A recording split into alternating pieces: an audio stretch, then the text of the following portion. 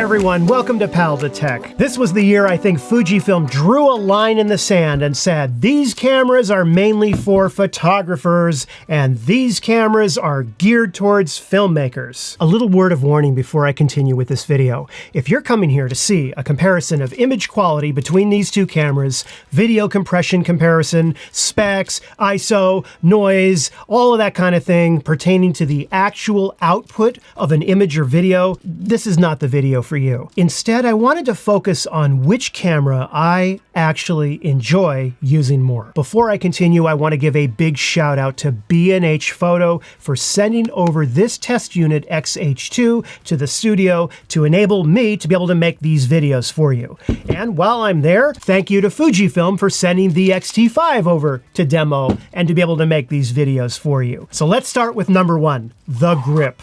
No question about it. The grip on the X-H2 is larger, deeper, and far more substantial when you're holding the camera in your hand. While I do like the grip on the X-T5, I far prefer the grip on the X-H2. I really like the feeling of being able to put my fingers all the way around the grip and to kind of rest the camera this way. It just adds to the stability of the camera. Even if I have a tiny little lens on it, I still prefer it this way. So the X-H2 is the winner in that area. Next, let's talk about the side doors. Both cameras have these solid side doors covering the HDMI, mic, remote jack, and USB ports. Now, the X-H2 actually has two different kinds. The solid doors that flip out like this, but also this little flippy, movable cover right here, which I'm not a huge fan of. I would rather simply have a removable cover altogether. Overall, I like the doors better on the X-T5, and that's mostly because I can open them just a little bit faster. Look at how this indentation here is quite long and easy to reach with your fingernail. However, on the X-H2, it's just in a place that takes me just a little bit more time to open the door. I mean, we're probably talking about a fraction of a second here, but I have noticed that I can flip open these doors on the X-T5 a little bit faster and more smoothly. So the X-T5 is the winner for me. Number three is the shutter release button. On the X-T5, you can attach a remote release cable to it, which you cannot do on the X-H2. So in theory, because you have this additional feature on the X-T5,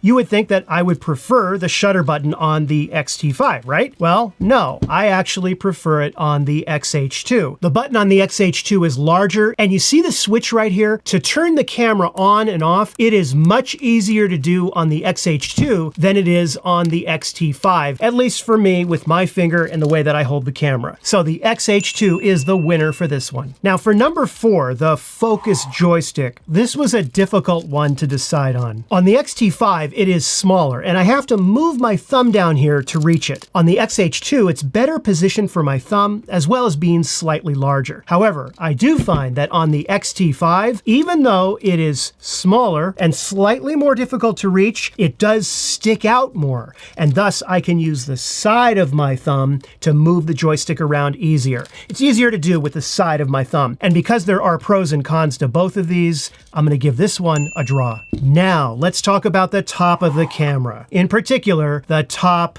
dials. No question about it. I far, far, far prefer the controls on the X-T5 than I do on the X-H2. I don't ever really use this screen on top, and for me, it's kind of a waste of real estate. Also, I am not a fan of these three buttons here, in particular, the one on the very back, right here, because when you're holding the camera like this, to move your thumb down here is stretch, look at that. Oh, and you drop the camera, see? Right? You don't want to do that. So the controls on the X-T5, on the other hand, are pretty much perfect. And in fact, whatever they did to these dials over the X-T4 and the X-T3, they are even better and they turn just perfectly. And so the big winner here is the X-T5. And finally, let's talk about the back of the camera. On the X-T5, you can press in the rear command dial, which is so useful for so many things. You cannot do that on the X-H2. On the X-H2, all you can do is rotate it. And as of the current firmware, you can't even set it for your ISO. So thus far, the X-T5 is pulling ahead in this race. However, we need to talk about the rear LCD screen.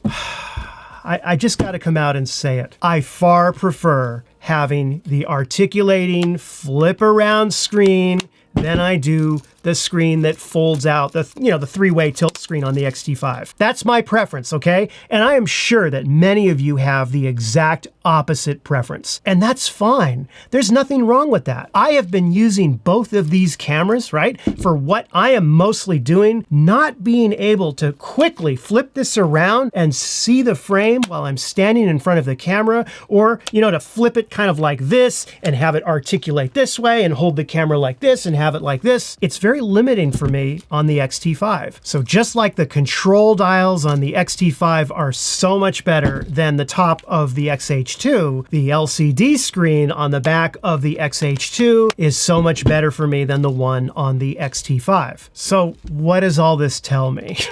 Well, it's simple. I discovered that in using both of these cameras that I am actually more of a video shooter than I am a still shooter. In other words, videography over photography.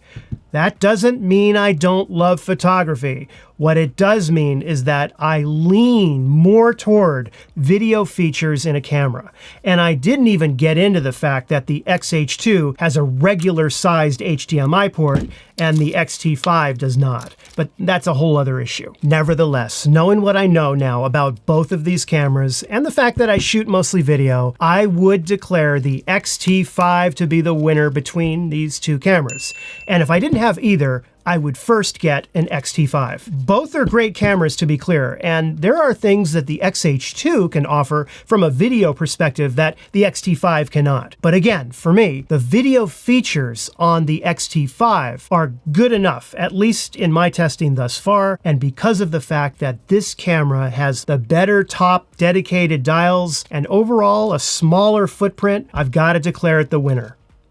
But not by a lot. And really what this little journey has taught me thus far is that cameras, for the most part, are all about compromise.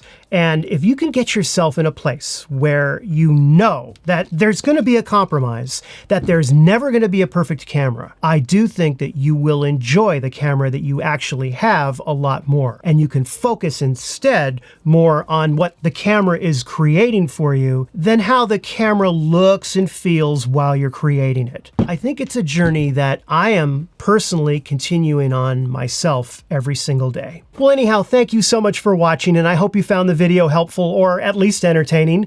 And if you did, be sure to give it the like and subscribe. I'll see you again very soon in a new video. Take care.